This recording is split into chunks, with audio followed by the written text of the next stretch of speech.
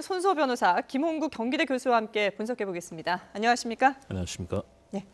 앞서 저희 취재 기자가 전해드린 것처럼 일단 국회 측의 최후 진술은 끝났고요. 그리고 지금 이제 대통령 측 변호인단의 최후 진술이 이루어지고 있는데 조금 전에 이동욱 변호사가 이 박근혜 대통령의 서면 진술서 내용을 지금 이제 낭독을 하고 있다고 하거든요. 네. 어떤 내용들인지 좀 정리를 해주실까요? 네, 대통령이 작성한 의견서를 대통령 측 이동욱 변호사가 낭독을 하고 있다라고 하고 있는데요. 네.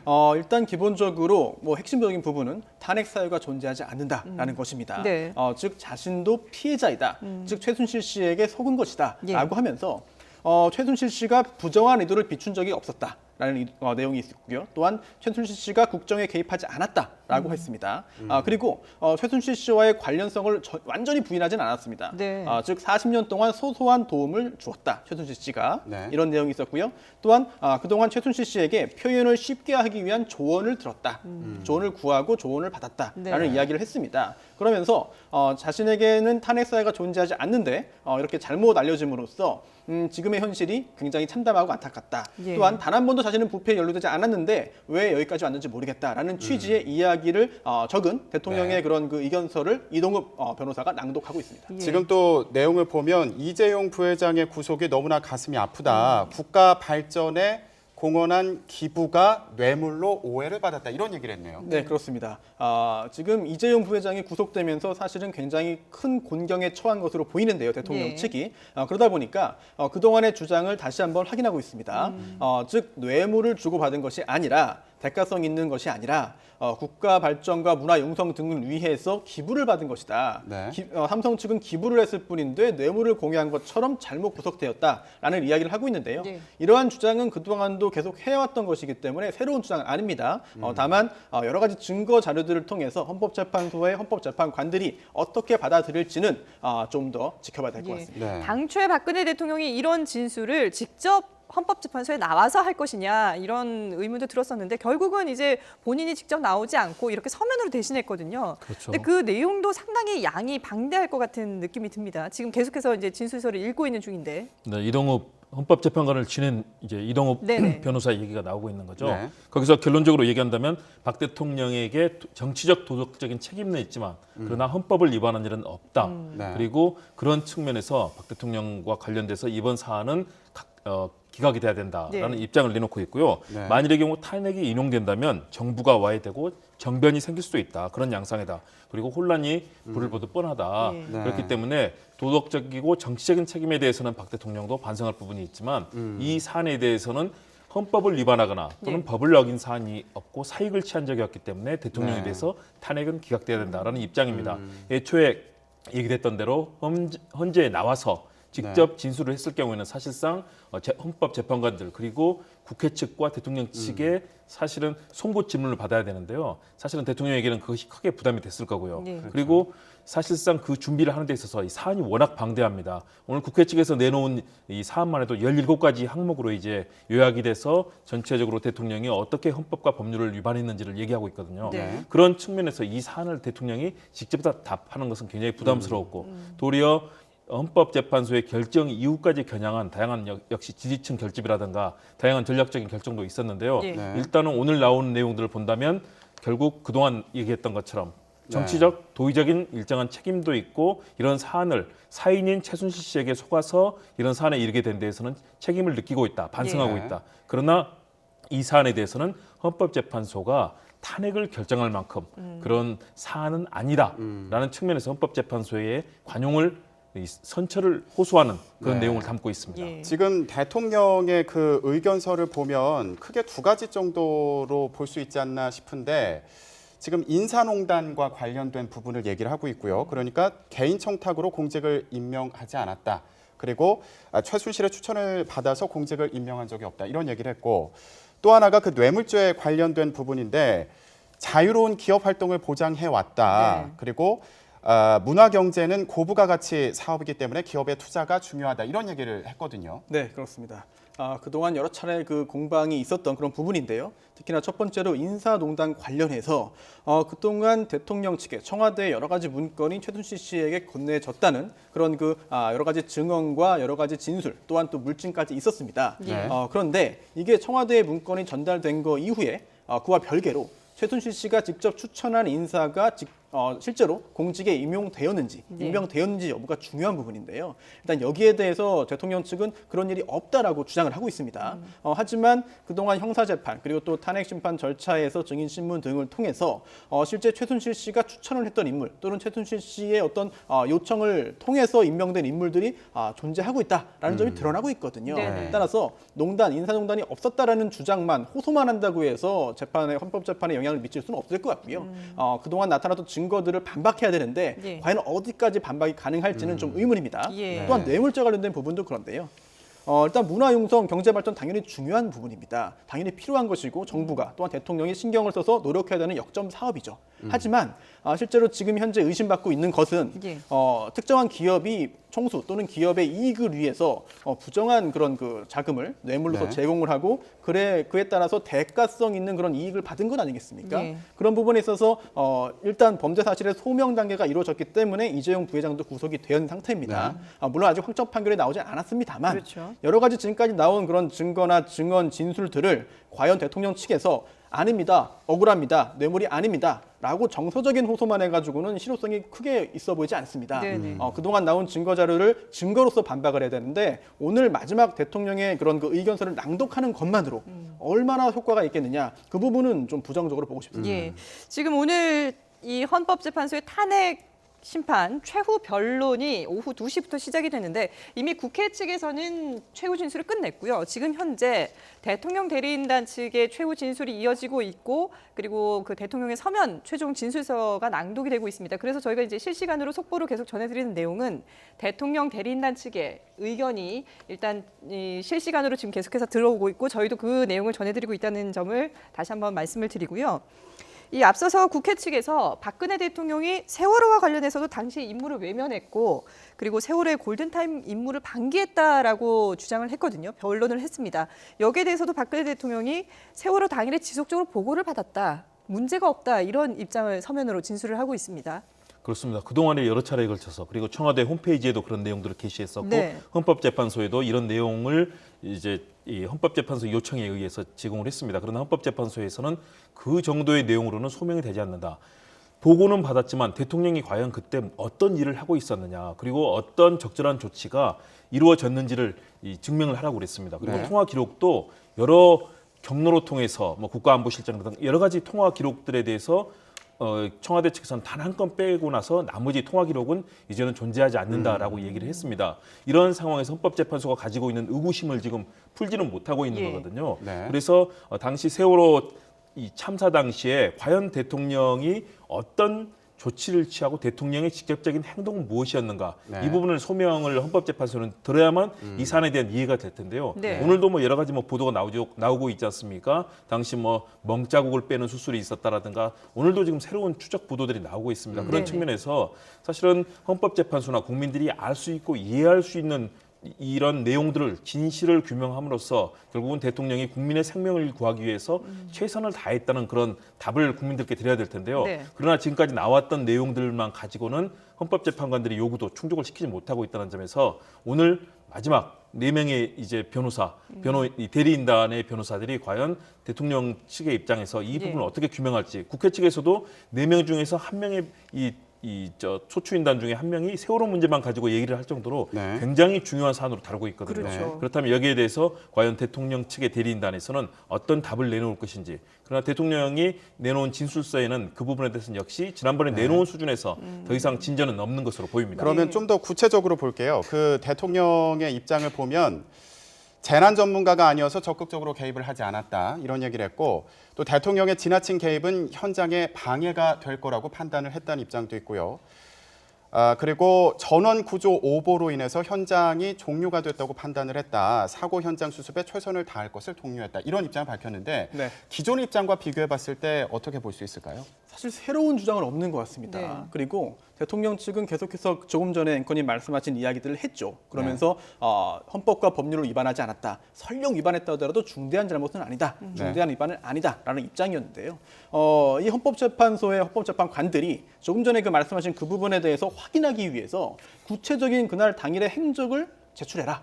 라고 했습니다. 예. 그런데 알았다라고 하면서 제출을 한 자료들을 보니 그동안 언론에 공개되었던 그런 자료들을 단순히 그냥 취합한 정도에 그쳤고요. 그러다 보니까 헌법재판소에서 다시 보완해서 제출하라라고 이렇게 지시를 했습니다. 네. 그런데 여기에 대해서 사실은 그 시간을 차일피일 미루다가 뭐 기억이 나지 않는다는 취지의 이야기도 한번 흘러나왔고요. 네네. 구체적인 보완 작업이 없었습니다. 이런 것을 볼 때 조금 전 앵커님 말씀하신 그런 부분도 일리가 있습니다. 일리가 있습니다만 실제로 여러 가지 의혹이 아직 해소가 되지 않았기 때문에 세월호 7시간 행적 관련해서는 과연 대통령 측의 해명이 헌법재판관들을 어디까지 설득시킬 수 있겠느냐 약간의 의문점이 들고요. 네.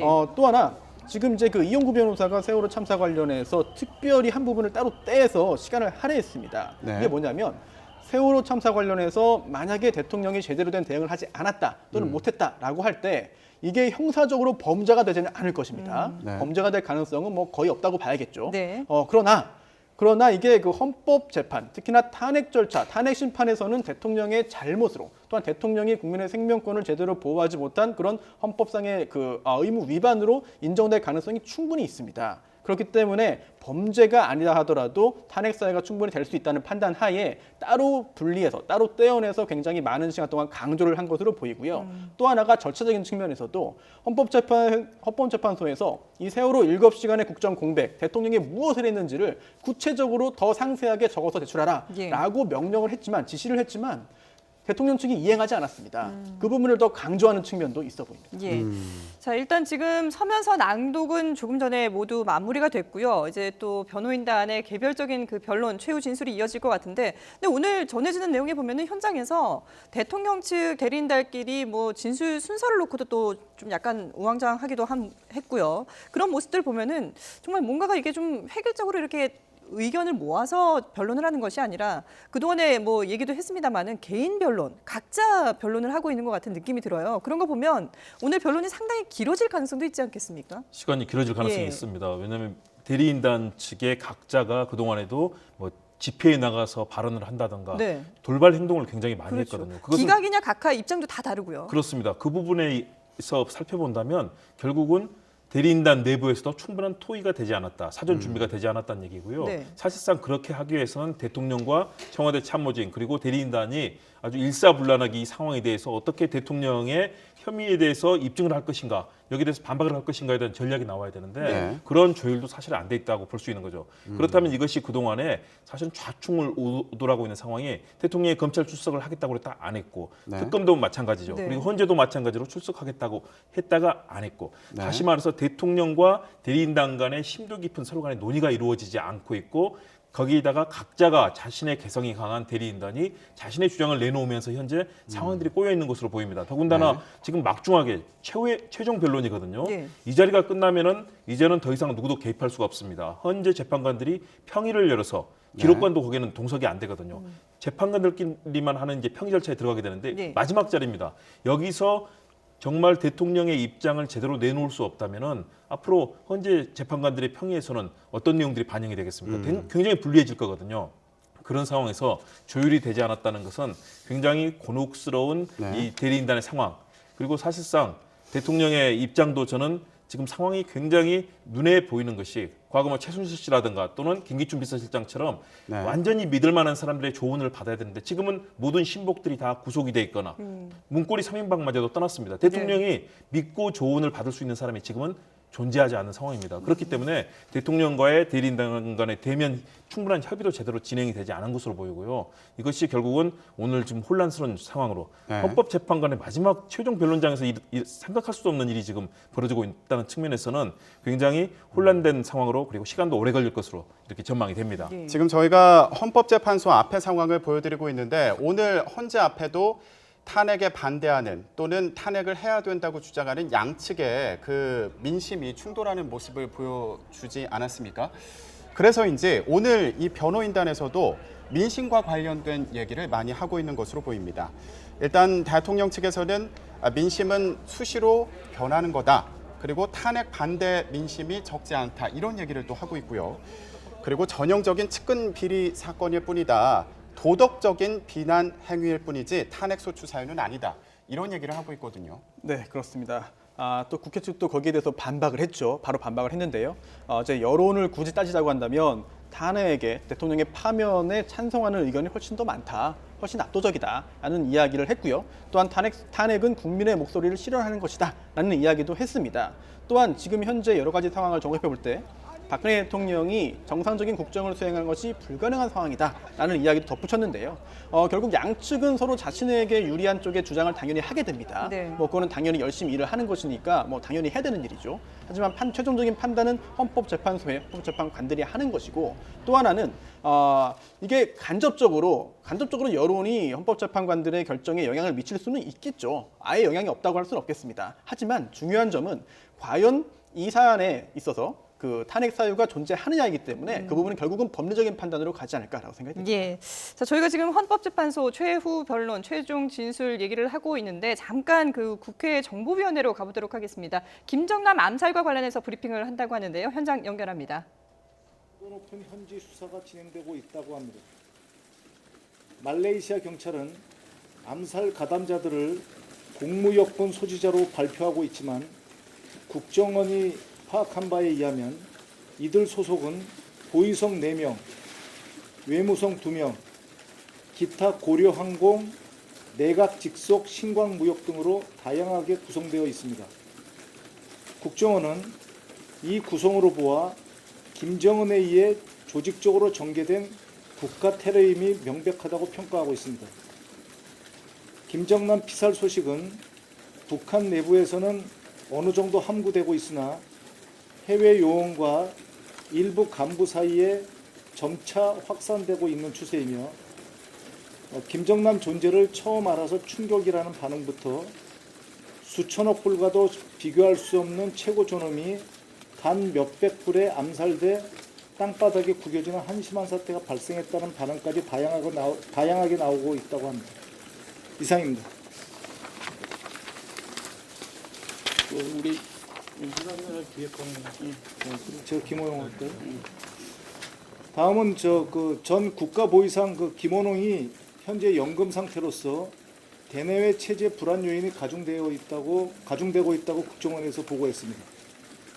국정원은 국가보위상에서 해임된 김원홍과 관련하여 1월 말까지 조직 지도부의 조사를 받고 현재 연금 상태에 있다고 보고했습니다. 또한 보위성 부상급 등, 부상급은 우리나라로 치면 차관급입니다. 5명 이상의 간부가 고사총으로 총살되었고 검열이 지속되고 있어 실무진에 대한 추가 처형 가능성도 있다고 보고했습니다. 보위성 내부에 김정일 동상이 치워진 사실도 확인했는데 국정원은 그간 보위성에 대한 주민들의 원성을 감안한 조치로 분석하고 있습니다. 최근 북한은 체제 비방 낙서가 직장, 학교, 핵심 군부대에서 발견되고 각종 우상화물 훼손 사건이 빈발하는 등 체제 불안 요인이 가중되고 있다고 합니다.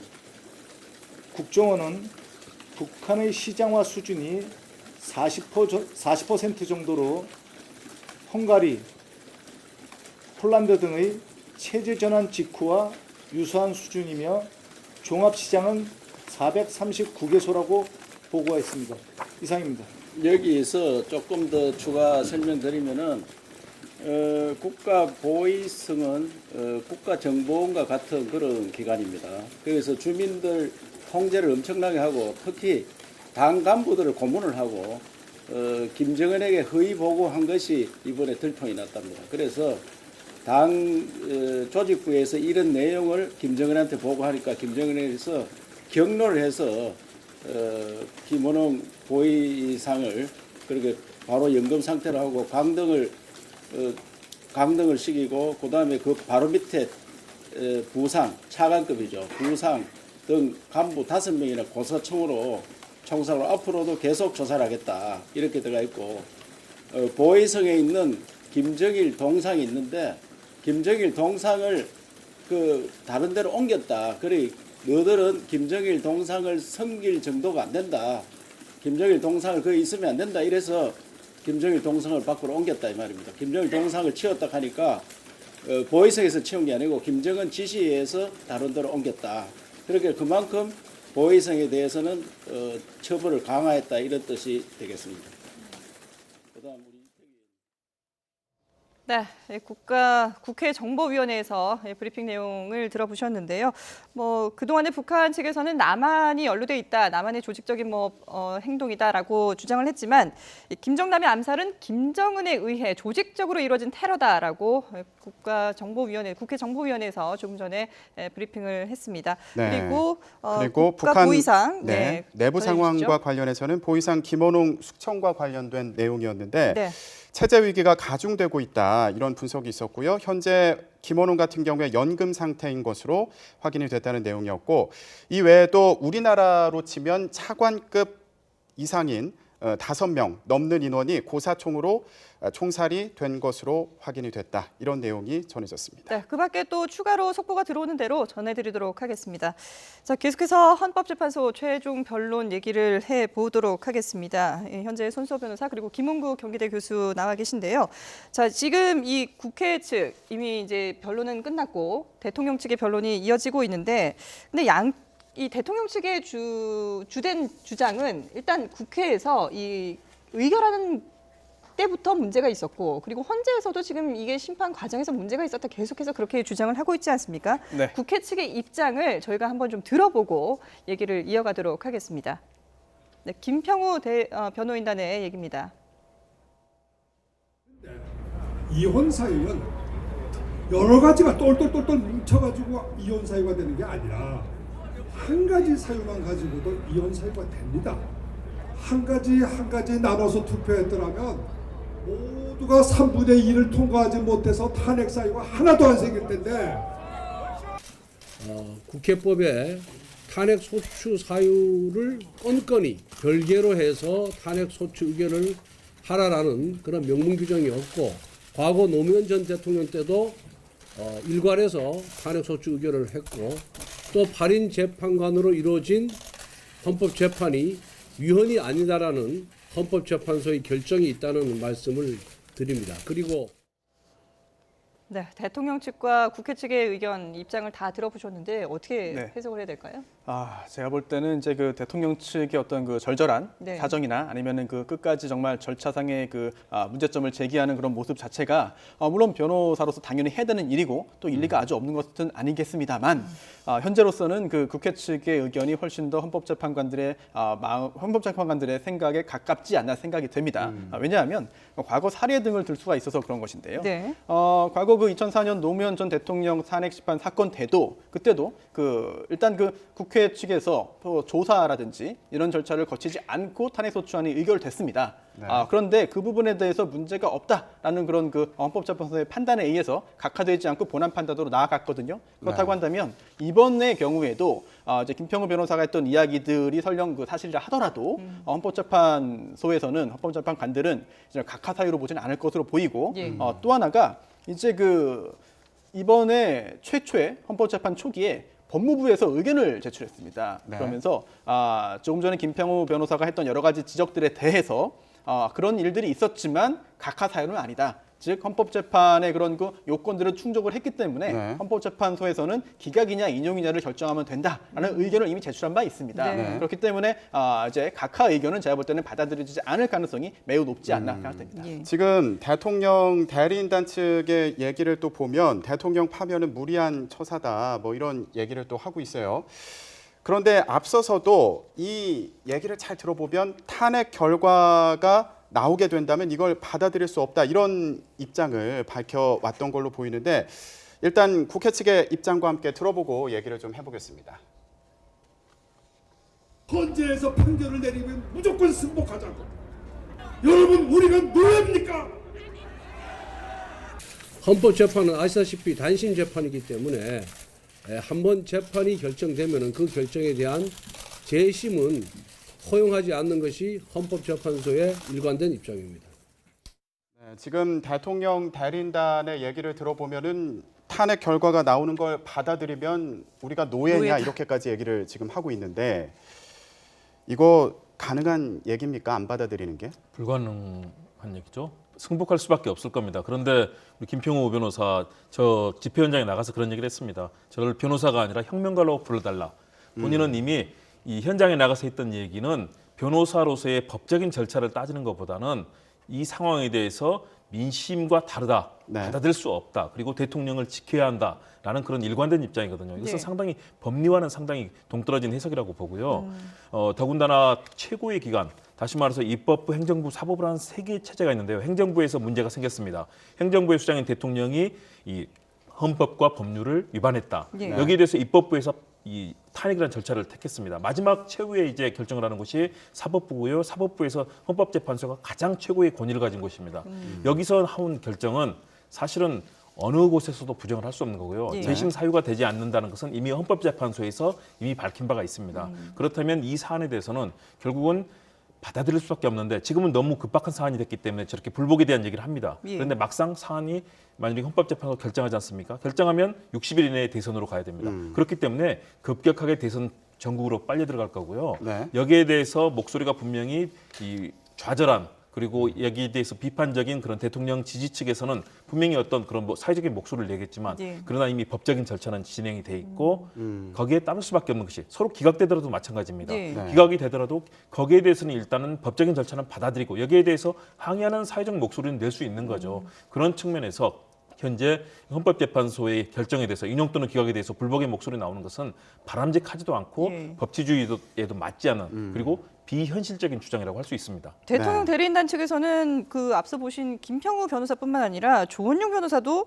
축구할 때 심판이 편파 판정을 하면은 이걸 받아들여야 되냐 아니면 이걸 경기를 그만둬야 되냐 이런 식으로까지 표현을 했잖아요. 네, 그런 이야기가 이제 그 변호사들이 이제 그 대리인단이 이제 전체적으로 다 사임하느냐 이야기일 수도 있고요. 또 하나는 결국 재심 절차가 존재하기 때문에 이거는 그 여러 가지 그런 그 헌법재판소가 절차 규정을 위반했기 때문에 재심 절차를 취하겠다라는 이야기로도 이제 이해가 됩니다. 그런데 이 재심이라는 게 굉장히 예외적인 규정입니다. 또한 헌법재판소 법에 따르면 탄핵 심판 절차에 있어서 재심 규정이 없습니다.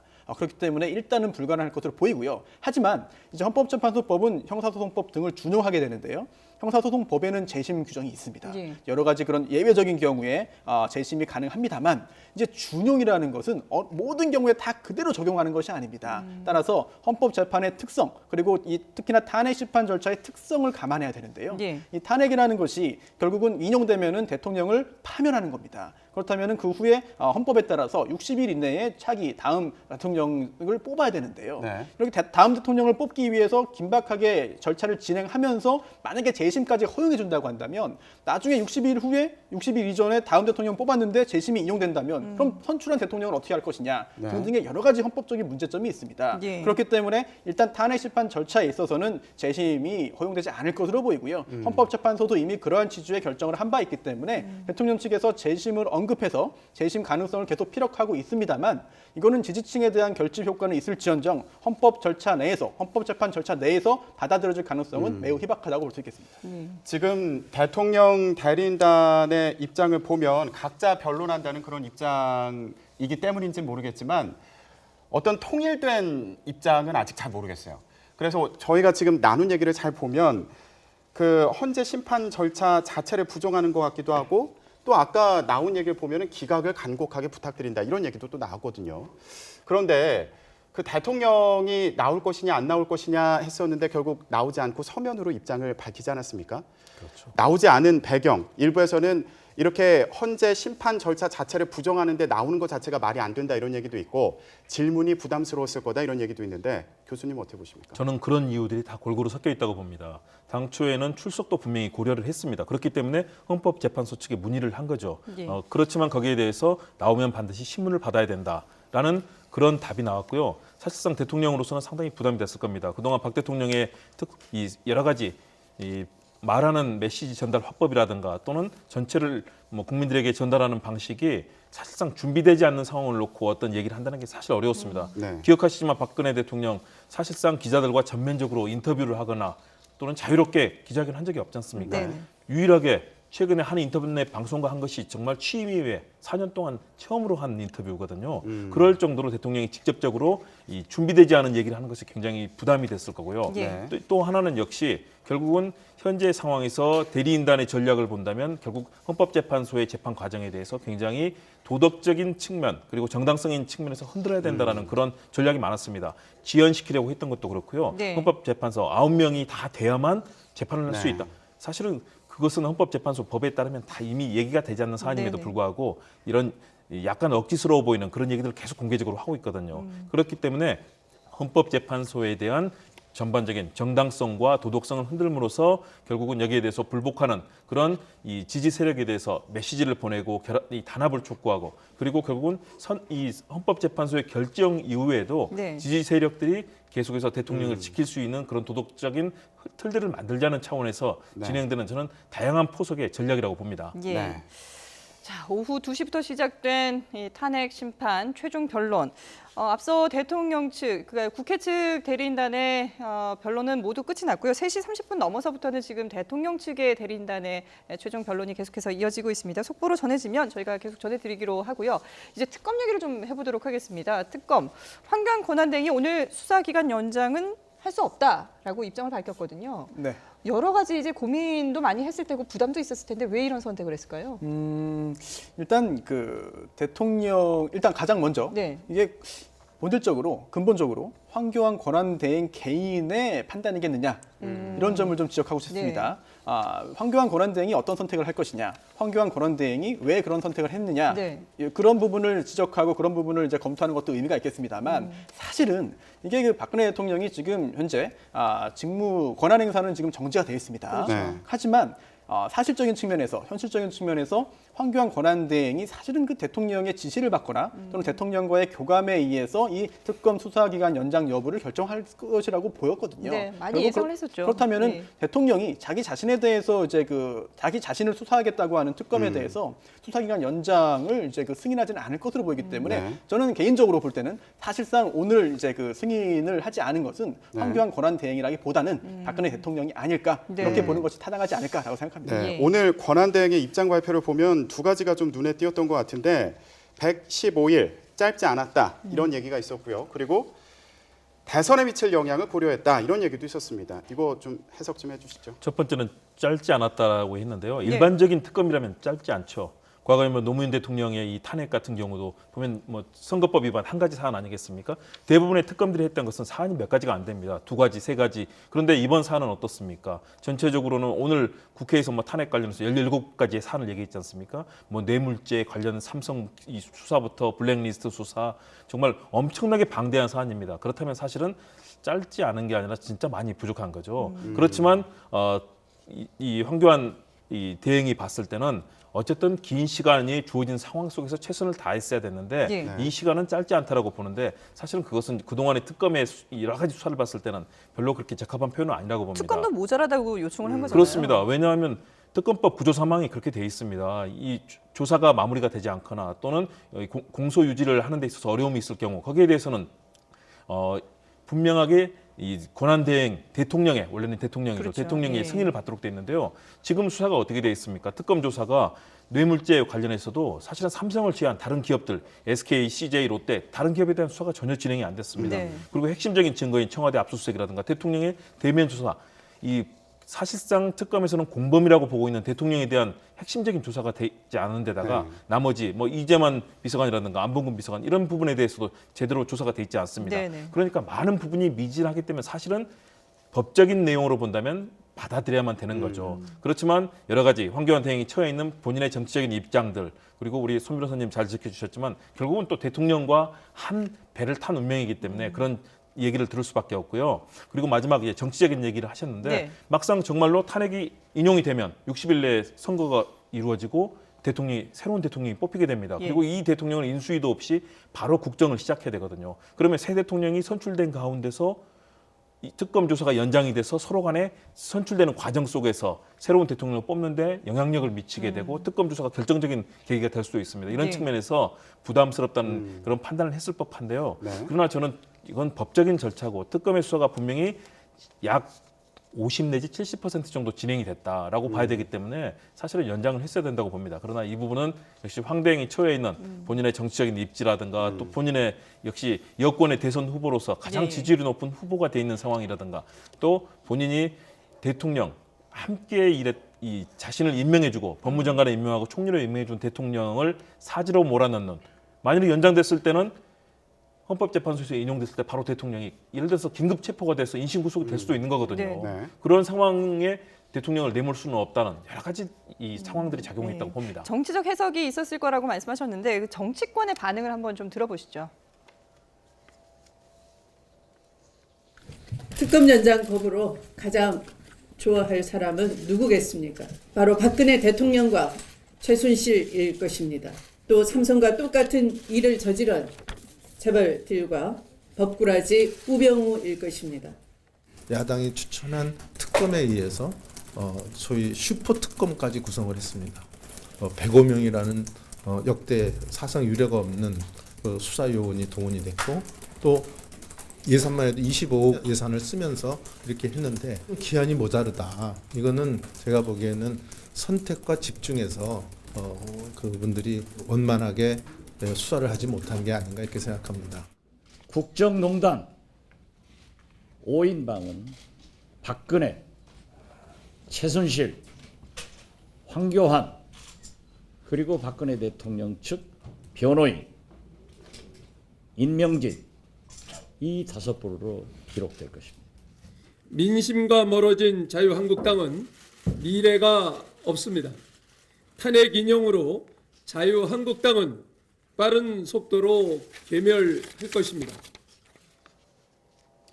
네, 지금 정치권 얘기를 들어봤는데 지금 정치권에서는 황 권한대행을 탄핵해야 된다 이런 얘기가 나왔습니다. 그런데 정당마다 입장이 조금 다른 게 더불어민주당, 국민의당, 정의당에서는 탄핵을 해야 된다 이런 입장인데 바른정당은 생각을 좀 해보겠다 이런 입장이에요. 왜 그런 거죠? 일단 바른정당은 지향은 역시 중도 보수 아니겠습니까? 일단 이 상황에서 황교안 대행을 탄핵하는 데 같이 나서게 된다면 결국은 완전히 이 현재 보수 진영의 핵심 지지층인 이 보수 진영이 자유한국당으로 지금 쏠리고 있는 상황이거든요. 예. 여기서 더욱더 고립이 될 정치적인 상황에 몰릴 수가 있습니다. 그런 정치적인 계산도 작용을 했다고 보고요. 그리고 함께 그동안의 보수 정당으로서 보수 정권을 유지했던 황교안 대행을 탄핵할 경우에는 결국은 자신의 그동안의 이 정치적 이 운명을 갖춰왔던 곳까지 탄핵을 하게 되는 셈이 되거든요. 그리고 사실상 쉽지는 않아 보입니다. 왜냐하면 탄핵이라는 것이 굉장히 복잡한 절차가 있고요. 권한대행을 탄핵한다는 것이 말은 쉽지만 실제 절차에 들어갔을 때는 국회 내에서 굉장히 아마 치열한 갈등이 벌어질 거고요. 네. 그렇기 때문에 그런 여러 가지 부담을 고려한 것이 바른정당의 현재 입장 아닌가 이렇게 보여집니다. 예. 뭐 황권한 대행의 탄핵 얘기까지 나오는 마당인데 지금 이 특검으로서는 일단 내일 모든 수사를 마무리를 해야 되는 입장 아니겠습니까? 네. 앞으로 남은 수사는 이제 검찰로 이첩을 하게 되는데 네. 남은 과제들 어떤 게 있을까요? 네, 수사를 마무리하지 못하거나 아니면 네. 공소 제기 여부를 결정하지 못한 사안에 대해서는 검찰로 사건을 넘기게 돼 있습니다. 네네. 그렇기 때문에 지금 현재 검찰로 넘어가게 되는 부분이 어떤 것이냐 여기도 굉장히 관심이 있고요. 또 검찰이 과연 정말 열심히 잘 수사를 진행하겠느냐 여부에 대한 그런 우려도 있습니다. 우선 대통령에 대한 대면 조사가 없었기 때문에 대통령 관련된 부분에 있어서는 이제 계속적으로 검찰이 좀 신경을 써야 될 것 같고요. 예. 특히나 우병우 전 수석 관련된 부분이 가장 큰 문제가 될 것 같습니다. 특검이 구속영장을 청구했지만 법원에서 영장이 기각됐습니다. 네. 이게 면죄부도 아직 아니거든요. 면죄부는 아닙니다. 따라서 검찰에서 의지를 밝힌 대로 강력하게 엄정하게 수사를 더 이어나간다면 이번에 특검이 건드리지 않았거나 못했던 우병우 전 수석의 개인 비리 부분까지도 검찰이 성과를 내기를 바라는 그런 기대감이 굉장히 크게 있고요. 또 하나가 삼성 이재용 부회장은 이제 뇌물 공여 혐의로 구속이 되었습니다만 네. 기타 삼성 이외의 다른 대기업도 이제 좀 여러 가지 좀 곤욕스러운 처지에 처해 있는 그런 기업들이 많이 있습니다. 그런 기업들에 대해서도 이제 수사가 검찰에서 진행될 것으로 보이는데요. 네. 여기에 더해서 정유라 씨 같은 경우에도 지금 덴마크에서 아직 국내로 들어오지 못하고 있습니다. 국내로 이제 신병을 확보하지 못하고 있는데요. 정유라 씨의 신병이 확보된다면 그동안 수사했던 것에 더해서 정유라 씨의 어떤 진술 등을 얻어서 다시 한번 보다 더 이제 공소유지라든지 이런 부분에 있어서 활용할 만한 그 부분들을 다 잡아내야 되기 때문에 네. 검찰이 할 일이 굉장히 많이 있다라고 생각됩니다. 예. 네. 특검이 내일까지 뭐 10명에서 한 15명 정도 일괄적으로 기소를 하고 수사 결과는 다음 주 3월 초에 이제 이번 주 후반이나 다음 주쯤에 발표를 하겠다라고 입장을 밝혔는데요. 앞으로 좀 지켜보도록 하겠습니다. 지금까지 손수호 변호사 그리고 김원국 경기대 교수와 함께했습니다. 두 분 말씀 잘 들었습니다. 맞습니다.